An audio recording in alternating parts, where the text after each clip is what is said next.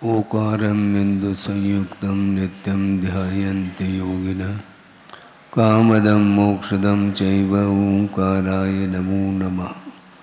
अविरल शब्द गणौघ प्रक्षालित सकल भूतल कलंका मुनिविरूपाश्रुत तीर्था सरस्वतीर्तनो दुरितम् अज्ञानतिमिरान्धानां ज्ञानाञ्जनशलाकया चक्षुरुन्मीलितं येन तस्मै श्रीगुरुवे नमः। परमगुरुभ्यो नमः। परम्पराचार्यगुरुभ्यो नमः।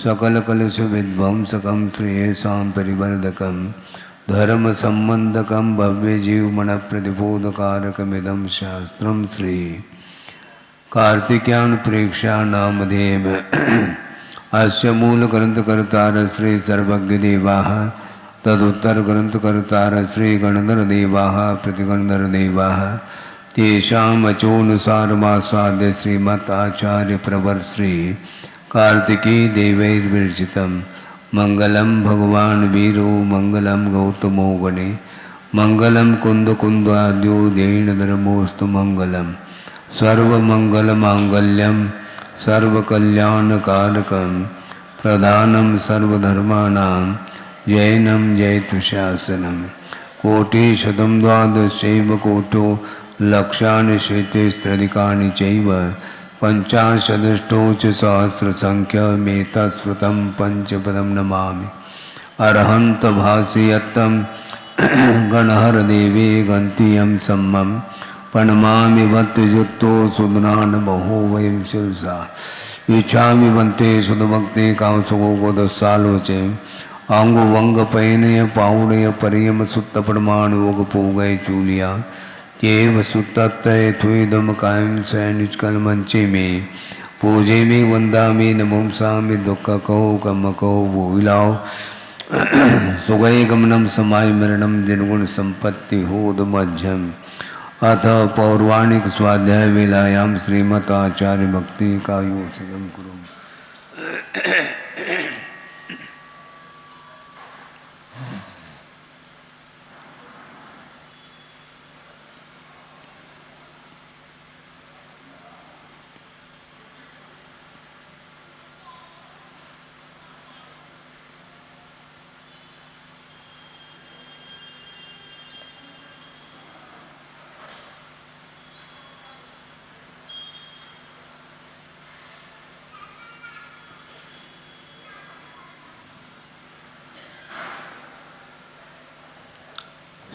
जलदिपारगेभ्य स्वपरमत विभावना पटुमतिभ्य सुचरितपूर्णदेभ्यो नमो गुरुभ्यो गुणगुरुभ्य।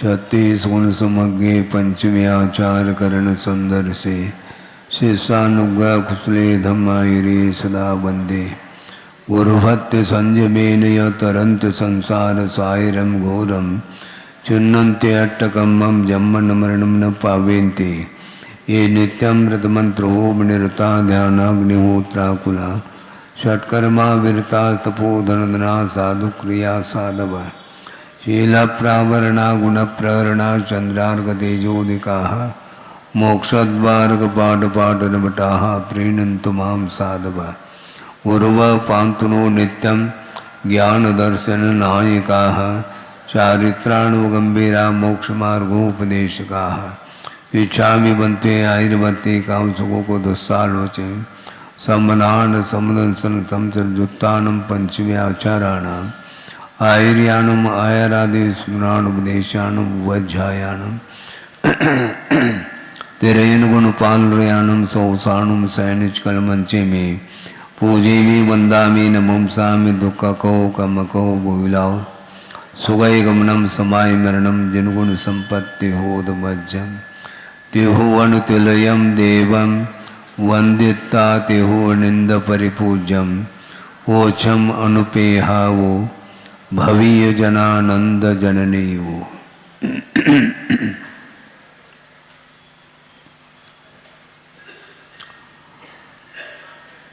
संसार अनुप्रेक्षा का प्रकरण चल रहा है। बीच में 15-20 दिन का यह अंतराल आया है। और ये अंतराल भी जो आया है वह भी कर्म के उदय के कारण ही आया है। इसी का नाम संसार बोलते हैं।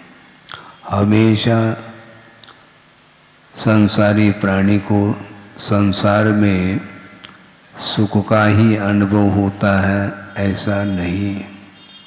कदम कदम पर पाप कर्म के उदय में उसे दुख का भी अनुभव करना होता है।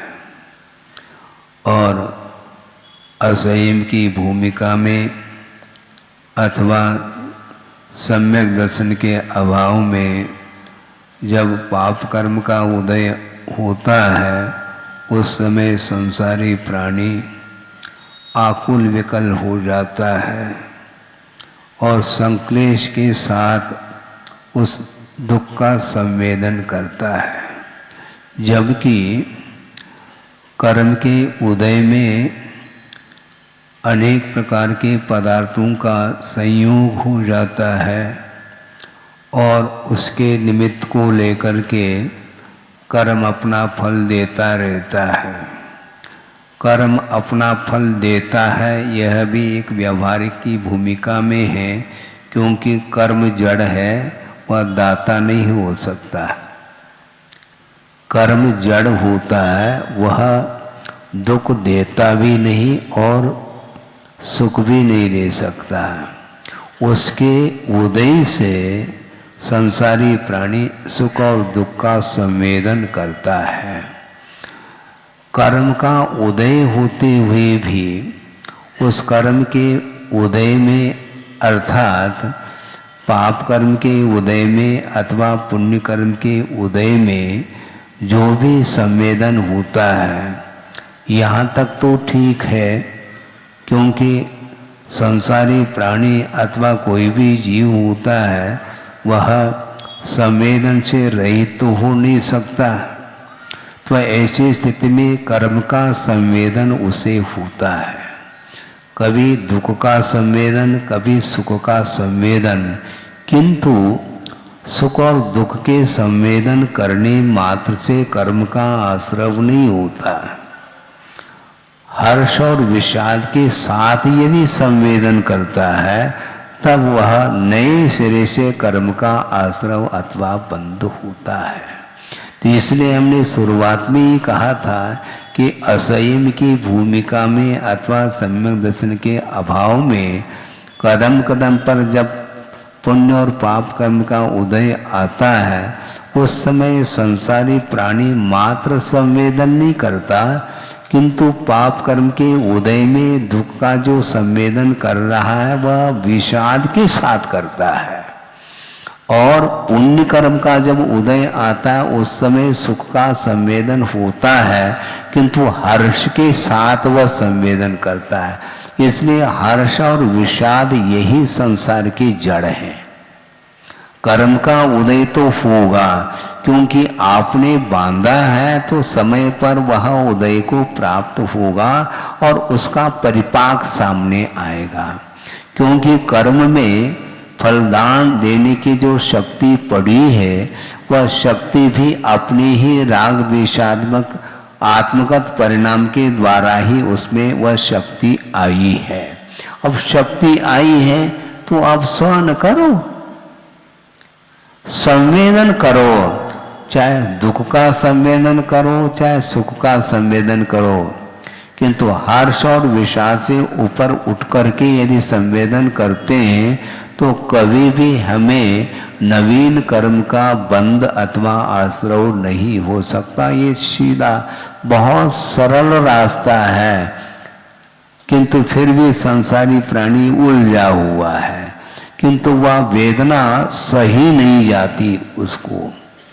असह्य वेदना हो रही महाराज, तो असह्य जो वेदना हो रही है वह निमित्त के माध्यम से तो हो रही है। निमित्त तो मिलते चले जाएंगे, क्योंकि कर्म का ऐसा बंध किया है अज्ञान दशा में। और हर्ष के साथ पंचेंद्र के विषयों में जब लीन होता है संसारी प्राणी, उस समय उसको ये ज्ञात नहीं रहता है कि इसका परिपाक क्या मिलने वाला है, इसका परिणाम क्या मिलने वाला है, इसका रिजल्ट क्या है, उसको ज्ञात नहीं है। इसलिए वह आंख मूंद करके वह डूब जाता है विषयों में, और उसको जो फल मिल रहा है, क्योंकि अतीत में मान लो पुण्य का अर्जन किया था, इसलिए सांसारिक भोग सामग्री जो अच्छी अच्छी मिल गई, फिर उसमें वो डूब जाता है। केवल संवेदन कर लेता, यहाँ तक तो फिर भी ठीक था, ये पुण्य कर्म का उदय है, इससे क्या अपने को प्रयोजन है, आवश्यकता है तो उसको साधन के रूप में उसका उपयोग करके आगे बढ़ता है, तो वह कर्म से बच सकता है। कर्म वन से बचने के लिए सीधा रास्ता है, आवश्यक है उसको उतना ग्रहण कर लो, किंतु हर्ष के साथ ग्रहण नहीं करना, समस्या ये जा रही है। ग्रहण करना एक साधन की अपेक्षा से उसको ग्रहण किया जाता है, और उस श्रमण अवस्था में भी श्रमण ग्रहण कर लेता है पर वस्तु को, जबकि दीक्षित होते समय सारे सारे परिग्रहों का विमोचन किया था, इसके उपरांत भी उसको ग्रहण करने का अवसर आ रहा है, आहार आदि वह ग्रहण कर लेता है, किंतु किस रूप में ग्रहण कर रहा है, क्या मान करके ग्रहण कर रहा है। सुख का संवेदन तो होगा, फिर ग्रहण करेंगे तो स्पर्श रस गंध वर्ण का अनुभव तो होगा महाराज, अनुभव तो होगा, इसमें क्या दिक्कत है। हमें कोई विकल्प नहीं है, क्योंकि हमें ग्रहण करना जरूर है, किंतु आगम के अनुरूप ग्रहण करना है। तो ग्रहण करते समय करें, क्योंकि रत्नत्रय की आराधना करने के लिए कुछ साधनों की आवश्यकता पड़ती है, तो उस आहार को भी वह एक साधन मान करके उसको स्वीकार कर रहा है। इसलिए उस समय जो कुछ भी संवेदन में बात आती है, तो उस समय संवेदन करता चला जाएगा, क्योंकि जब ज्ञान गुण है तो उस ज्ञान गुण के माध्यम से पर पदार्थ का संवेदन तो होगा, ज्ञान तो होगा, ये मीठी वस्तु है, ये कड़वी है, अमुक है, तमुक है, आदि आदि है, बस इतना ही भर है, क्योंकि उसको साधन मान करके स्वीकार कर रहा है। इसलिए राग द्वेष से वह बचा हुआ है। राग द्वेष से कैसे बचे महाराज? ऐसे ही बचे, समय समय पर शरीर की सुरक्षा की अपेक्षा से, शरीर की स्थिति की अपेक्षा से आवश्यकताएं पड़ती हैं, उनको ग्रहण कर लेता है संयमी, उसके पास संयम है, ग्रहण करते हुए भी वह अलर्ट है। हाँ, संवेदन होते हुए भी ये मीठी वस्तु है, इसका परिज्ञान उसको हो रहा है, और ग्रहण भी बुद्धिपूर्वक कर रहा है। इसके बाद भी क्यों ग्रहण करना, ईश्वर उपयोग उसका बना हुआ है। रत्नत्रय की आराधना करने के लिए, धर्म की आराधना करने के लिए एक शरीर एक साधन है, अनन्य साधन है। इसलिए इसकी स्थिति जो रहेगी वह आहार के माध्यम से रहेगी।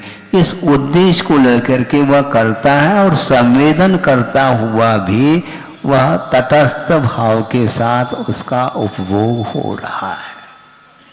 इसलिए वस्तु बंध के लिए कारण नहीं, हर्ष विषाद आदि जो परिणाम है वही बंध के लिए कारण है, और उसके माध्यम से नवीन शरीर और प्राप्त होता चला जाता है, और संसार भावना चल रही है। शरीर प्राप्त होता है, किंतु कुछ लिमिटेशन, जिसको बोलते हैं कालावधि को लेकर के वह शरीर मिलता है, और पुनः वह शरीर समाप्त हो जाता है। अर्थात आयु कर्म का अभाव होते ही वह शरीर का विनाश हो जाता है। देवों का शरीर है वह कपूर की भांति वह उड़ जाएगा। इसी प्रकार भूमि का शरीर भी इसी प्रकार वहां पर अंत्येष्टि करने की कोई आवश्यकता नहीं।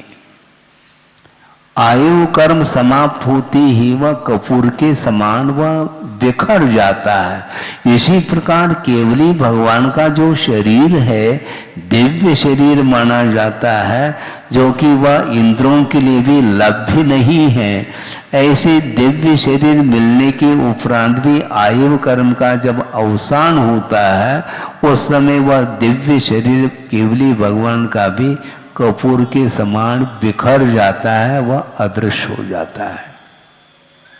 कहाँ तो वह उतने ही परमाणु थे जो कि उनके द्वारा वह परमाणु ग्रहित हो चुकी थी और शरीर का निर्माण हुआ था, और सारे सारे असंख्य देव देवांगनाएं उस शरीर को देख करके वो हर्षित हो रही हैं, नृत्य गान कर रही हैं।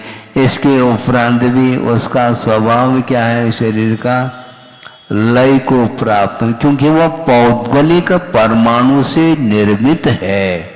और पुद्गल का स्वरूप आप जानते हैं, पूरण और गलन यही पुद्गल का स्वभाव स्वरूप है। जिस समय जन्म लेता है शिशु उस समय उस शरीर की स्थिति देखो, उसकी रौनकता देखो, फिर बाद में धीरे धीरे शरीर जो है ना बढ़ता है, फिर बाद में ढलता है। और ढलने के बाद जो शरीर की स्थिति है वो भी देखो, तो उसको देख करके वह उदास हो जाता है। अरे अब तो ढलने को है, और ढलने को है कि ढलेगा। आप उसको ताले में भी बंद कर दो तो भी वह ढलेगा, उसको रोकने वाला कोई भी नहीं है। इस प्रकार शरीर के स्वरूप के बारे में निरंतर चिंतन करने से वैराग्य उत्पन्न होता है, और संसार के स्वरूप के बारे में चिंतन करेंगे तो निश्चित रूप से संसार से भीति उत्पन्न हो सकती है। और संसारी प्राणी को संसार से भीति तभी होगी जब वह पाप से भीति उसको उत्पन्न होगी। 5 पाप हैं, हिंसा, झूठ, चोरी, वासना और परिग्रह। इसके माध्यम से ही संसार का निर्माण हो रहा है। तो ऐसी स्थिति में अनंत काल से यह पाप करता आया है, फलस्वरूप संसार में उसका परिभ्रमण हो रहा है, और अतीत की कोई स्मृति नहीं होने के कारण कि महाराज पुनः वही चीज हमें अच्छी लगती है। विश्वास रखना चाहिए महाराज। विश्वास तब रखने में आता है जब सामने दिखाई दे पाप कर रहा है, किंतु पाप जो किया हुआ जो कृत्य है उसका फल भी भोग चुका है, किंतु वर्तमान में स्मृति का विषय नहीं बन रहा है। अनंत बार जब नरक निगोद आदि गया है वहां पर अनंत काल तक पाप का संवेदन हुआ है, उसे दुख का संवेदन, अनंत दुख का, किंतु वर्तमान में किंचित मात्र भी वह स्मृति का विषय नहीं बन पा रहा है। किंतु विषयजन्य जो संस्कार हैं वो घनीभूत होती चली जाती हैं। गुरुदेव ने बहुत अच्छी बात कही है, वो हाइकू के रूप में है। बहुत दिन बाद वो हाइकू हमें याद आ रहा, क्योंकि वो स्वाध्याय ये बंद हो गया 20 दिन से। चिंतन तो हम करते रहें, किंतु चिंतन को सुनाने के लिए शरीर साथ नहीं दे रहा था। तो आज थोड़ा सा साथ देने को हो गया तो हम आ गए सुनाने के लिए।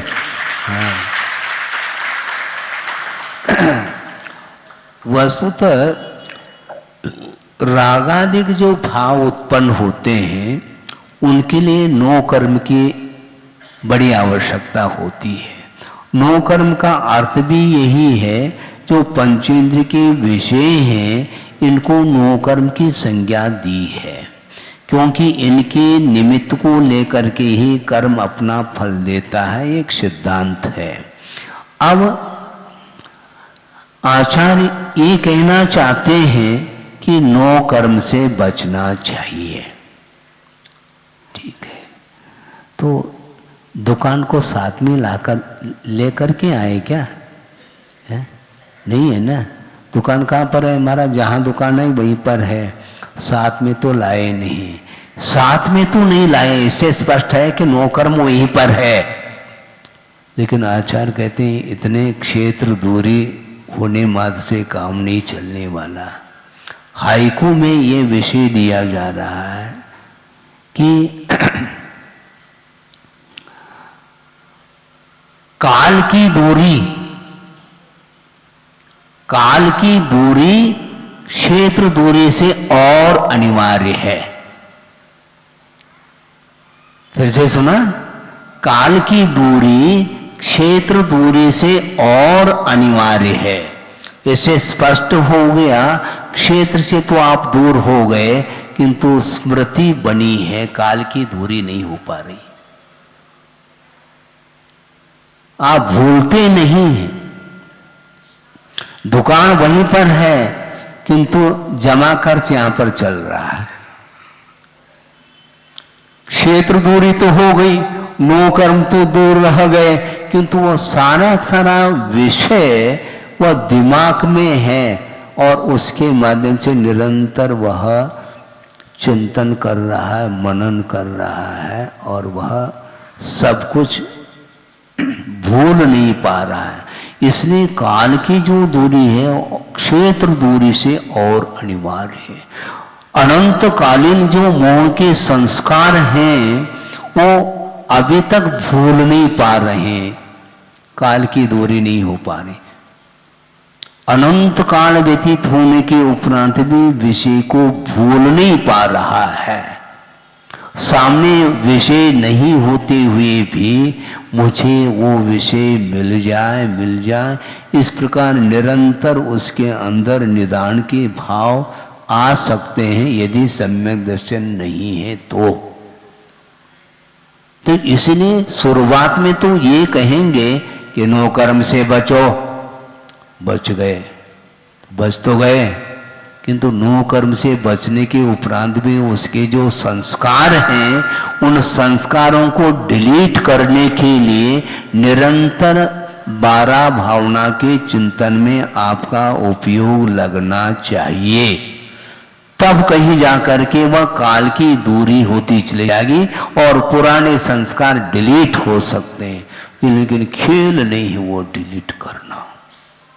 तात्कालिक उन विषयों को आप भूल सकते हैं, किंतु जब पुण्य के संचय से, संयम के माध्यम से निरंतर जो साहसी पुण्य का संचय करता है, उसके बाद जब वह विलासता सामने आती है उस समय भोग का भाव नहीं होना चाहिए। इसको संयम बोलते हैं और यह संयम वहां पर संभव नहीं, कहां पर? देवगति में। इसके उपरांत भी सम्यक दृष्टि अनासक्त भाव के साथ उसका उपभोग करता है और जब अवसान होने का समय आता है 6 महीने पूर्व में, तो माला मुरझाते हुए भी सम्यक दृष्टि के मुख पर उदासी नहीं छाती। वह इसी प्रतीक्षा में रहता है कि भगवान बहुत अच्छा हुआ कि अब यहाँ से ट्रांसफर होने जा रहा हूँ मैं। वही इसी सुराग में था कि क्योंकि अकाल मरण तो होना है ही नहीं और सागरूपम आयु तक वहां पर बंधन का अनुभव तो करना ही करना है और विलासता के साथ जीवन व्यतीत करना है, कर लिया। अब बहुत अच्छा है, यहाँ से विदाई हो रही है। अब मनुष्य पर्याय मिलेगी तो मैं अच्छे ढंग से वहां पर संयम का पालन करूंगा, इस प्रकार का भाव उसके अंदर आ सकता है, आता है। किंतु यहाँ आने के उपरांत यहाँ की एक अलग ही हवा और लग जाती है, तो पुनः उसी में वह रमना चाहता है। क्यों? काल दूरी। विषयों से दूर रहना अलग, किंतु विषयों को भूलना अलग है। विषयों से दूर हो गए क्योंकि घर का त्याग कर दिया, 10 प्रकार के बाहरी परिग्रहों का त्याग कर दिया, बस हो गया। क्षेत्र की भी दूरी हो गई, एक बार भी उस क्षेत्र पर नहीं पहुंचे, मान लो हाँ ठीक है, लेकिन भूलो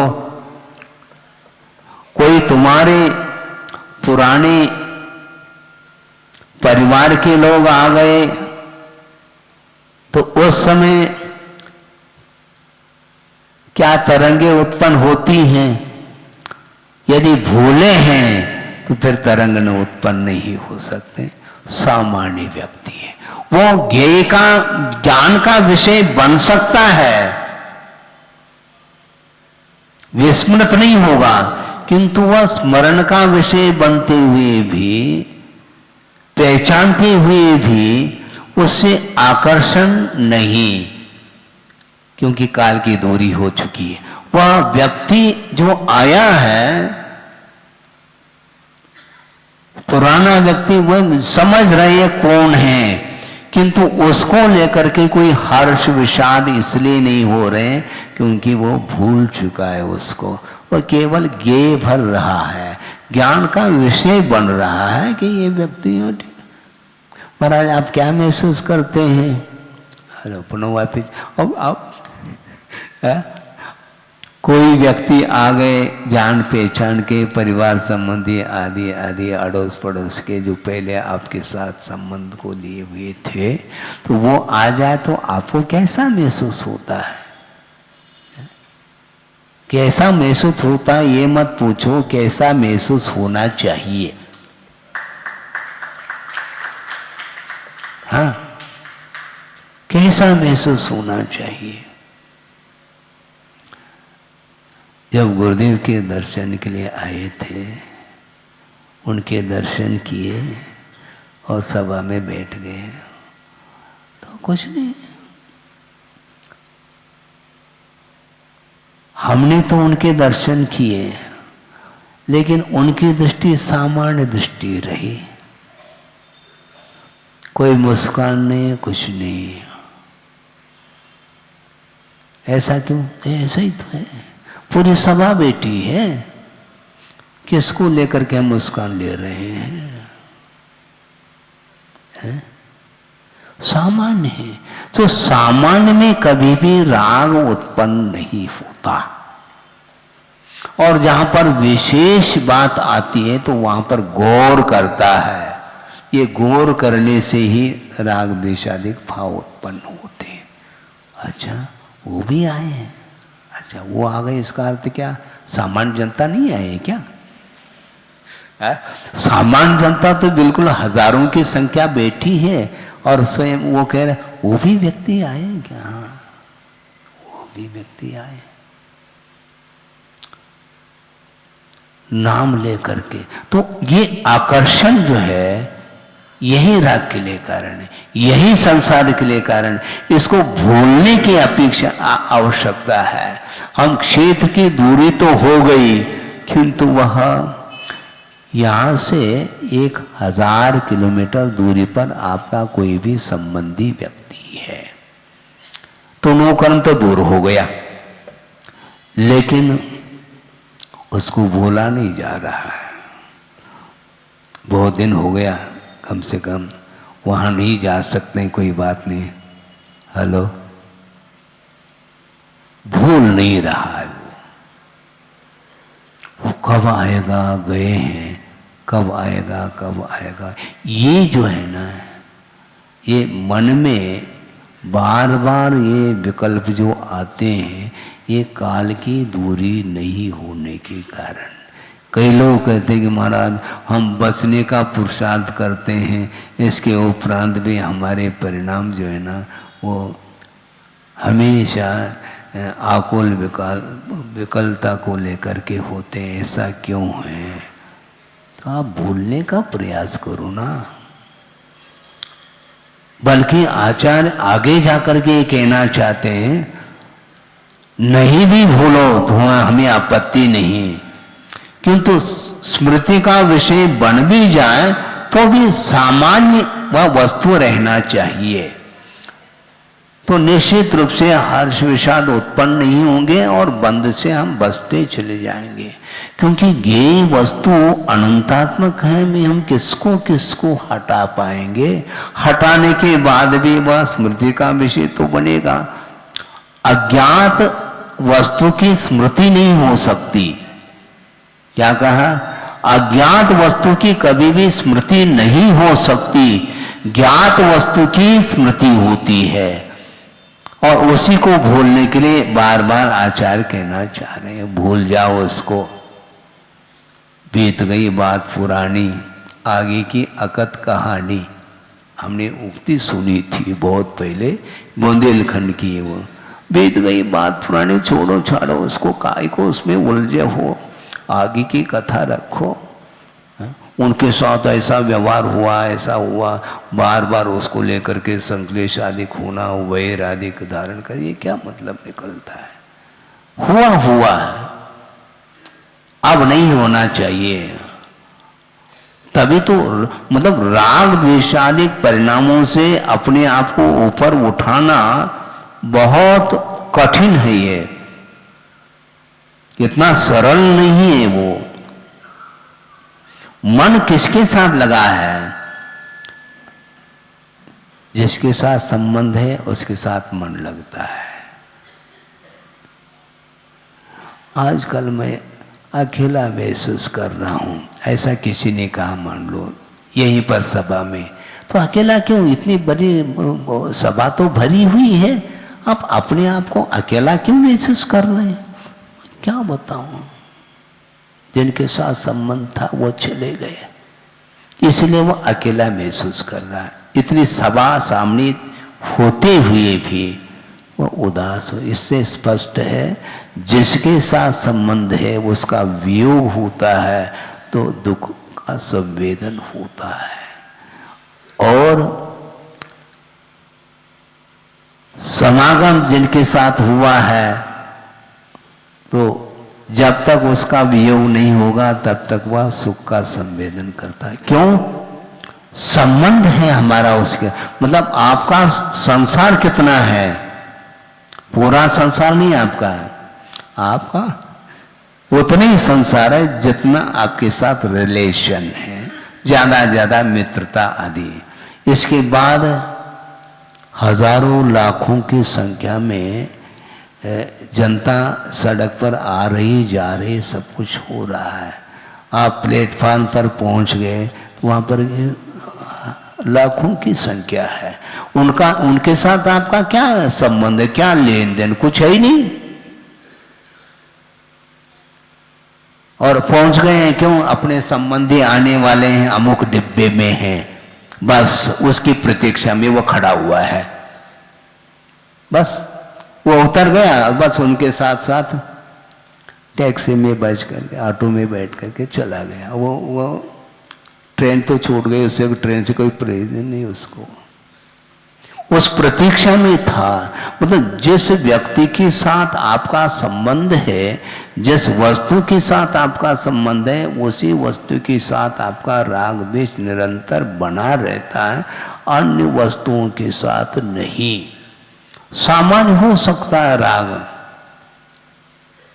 लेकिन राग जो होता है वह पर वस्तु के साथ ही होता है। इसलिए पर वस्तु हमारे लिए शरण लेने योग्य नहीं, ऐसा कहा।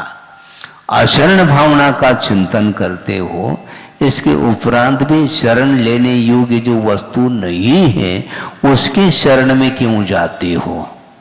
बोल तो रहे हमारे लिए ये शरण लेने योग्य नहीं है, नहीं है। बोलने की क्या आवश्यकता है? जब शरण लेने योग्य नहीं है तो उसकी प्रतीक्षा क्यों करते हो? कब आ रहा है, कब आ रहा है? इसका अथवा उसके शरण में तुम हो। पक्की बात, केवल कहने मात्र से काम थोड़ी चलने वाला। इस प्रकार वह संसारी प्राणी निरंतर पर वस्तु के साथ संबंध स्थापित करता चला जाता है और उसके कारण ही उसका मोह प्रगाढ़ हो जाता है। राग और द्वेष प्रगाढ़ होते चले जाते हैं, उसके कारण ही निरंतर नवीन कर्म का बंध करता है और वह आयु कर्म अवसान को प्राप्त होने के उपरांत भी वह नया शरीर उसको मिलता है, तो वहाँ पर नया पिक्चर चालू हो जाता है, रील चालू हो जाती है पुनः, और अतीत की स्मृति समाप्त हो। मोहजन्य संस्कार समाप्त नहीं हुए हैं, अतीत की जो स्मृति है वह समाप्त हो गई और नए व्यक्ति के साथ संबंध हो गया, तो वहां पर पुनः वापस उसके साथ स्नेह के साथ वह वर्ताव करना प्रारंभ करता है। एक क्षण नहीं वहां पर देव पर्याय में उत्पन्न होते ही बस अंतर्मूर्त हुआ नहीं, वह किशोर अवस्था का अनुभव करता है। उसको ऐसा लगता है कि स्वप्नवत ये कहाँ से मैं आया हूँ, क्या है, अवधि ज्ञान के द्वारा थोड़ा सा जानने में आ जाता है, तो पुनः अतीत को भूल करके जिन जिन व्यक्तियों के साथ नियोग है उसके साथ वह संबंध रखता है और सागरोपम काल तक वह राग उसका प्रगाढ़ होता चला जाता। इस प्रकार ये राग द्वेष की जो परंपरा है वह टूट नहीं रही है और नए सिरे से राग और बढ़ता ही चला जाता है। इसलिए काल की दूरी क्षेत्र दूरी से और अनिवार्य है, ये कहा है।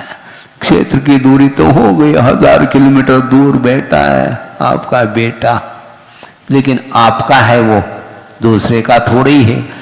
इसलिए तो वो हर्ष और विषाद यहां बैठे बैठे कर रहा है वो। क्यों, ठीक हो? हाँ पिताजी, बस इतना पर्याप्त था, बस फोन रख देता है।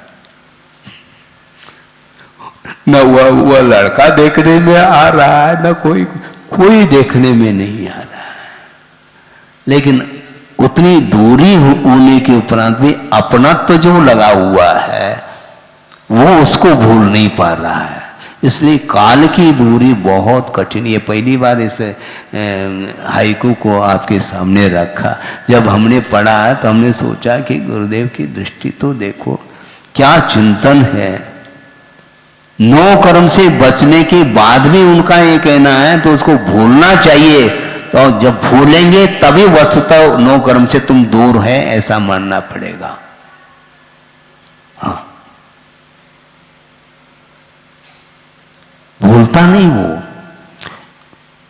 लास्ट में जाकर के प्रीति पूर्वक संलेखना को अंगीकार कर ली है, इसके बाद भी जीवित मरना शंसा मित्रानुराग, पुनः मित्र आ गए, भूला ही नहीं उसने। क्या मित्र आए नहीं, किंतु मित्र को भूल नहीं रहा है वो, इसके लिए काल की दूरी नहीं हुई।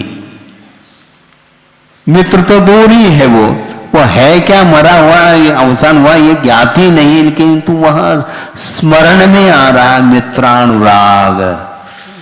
कोई भी व्यक्ति नहीं आए संलेखना के अवसर पर। अरे तुम्हारे पास तो 48 मुनि है, पुनः कोई नहीं आ रही, मित्रानुराग कह रहे हो, क्या बात क्या है, सुन रहे क्या नहीं?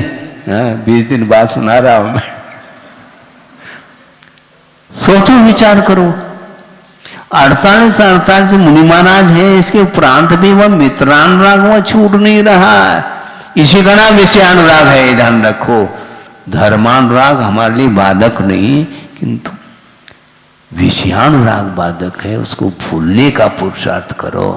संसार से ऊपर उठना चाहो, संसार का विच्छेद करना चाहो, तो वह स्मृति समाप्त हो जानी चाहिए।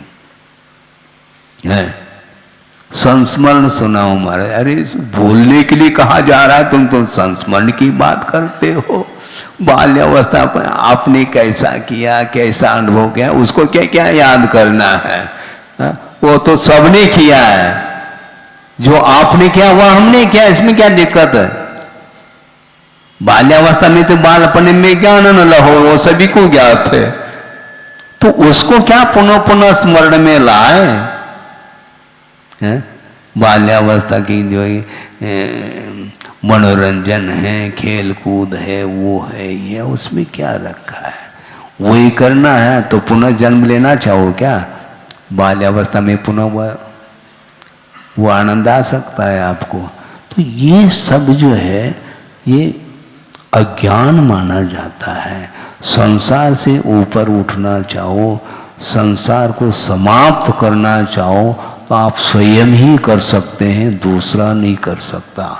क्योंकि आपकी इच्छा के अनुरूप ही संसार वहाँ बढ़ता चला जा रहा है। और संसार के प्रति यदि उदासी आ गई तो बस उठ जाएगा वो। उसको बार बार संबोधित करने की आवश्यकता नहीं पड़ती है। यदि वैराग्य दृढ़ है, एक सेकंड नहीं लग सकता, डिलीट हो सकता है। क्योंकि उपयोग हमें 12 भावना में लगाना है, 1200 भावना में नहीं। इधर का ये मैं अकेला हूं, ये भिन्न है। जब ये भिन्न है तो उनको लेकर के संकलेश क्यों करते हो तुम? संकलेश हो रहा महाराज, तनाव हो रहा, किसको लेकर के? उनको लेकर के। वो तुमसे भिन्न है क्या? भिन्न है। अभी तो तुमने कहा था ये तो सब भिन्न है, ये सब पर है, मैं अकेला हूं। जब तुम अकेले हो तो तनाव किस बात को लेकर के कर रहे हो तुम? है स्ववचन बाधित हो रहा है, अपने वचनों से ही बाधा आ रही है। वो कह रहा मैं अकेला हूं, मैं ये सारे पर हैं। जब पर हैं तो संकलेश होना नहीं चाहिए। जब पर है तो राग भी उत्पन्न नहीं होना चाहिए, ना द्वेष उत्पन्न होना चाहिए, ना मित्रता की बात आनी चाहिए, ना शत्रुता की बात आनी चाहिए। ये मित्र और शत्रुता ये जो है ना, ये जब तक पर के साथ संबंध स्थापित नहीं करेंगे तब तक ये भाव आ ही नहीं सकते हैं। अन्यत भावना अन्यत भावना एक बार भा ली, बस हो गया, ये हमसे भिन्न है तो फिर आकर्षण क्यों? अच्छा वो आ गए इसका तो वो अपना मान रहा है फिर उसको। और अभी तो कह रहा था मैं अकेला हूं, अकेला हूं, तो वो आ गया तो दोनों बैठ करके केला खा रहे हैं। पहला तो अकेला कह रहा था, अकेला कह रहा था तो मिल करके मित्र पुत्र कलत्र ये सारे परिणाम हैं, ये पर वस्तु को लेकर के होते हैं। इसलिए संसार का अंत नहीं, इसलिए जल्दी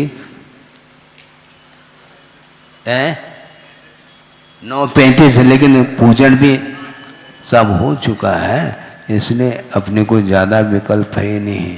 क्योंकि संसार के स्वरूप के बारे में जितना आप विचार करेंगे उतना कम है। और मात्र विचार नहीं करना, किंतु उसको पृथक महसूस करते हुए यदि चलेंगे तो ही आपका संसार आपके ही परिणाम के द्वारा अंत होने वाला है। हो इस पवित्र भावना के साथ अहिंसा परमो धर्म की जय। बोधि समाधि परिणाम शुद्धि स्वात्मोपलब्धि शिव शोक सिद्धि चिंतामणिम चिंतित वस्तुदाने वंद मानस्य ममास्तु देवी। परम पूजाचार्य गुरुवर श्री विद्यासागर जी महाराज की जय।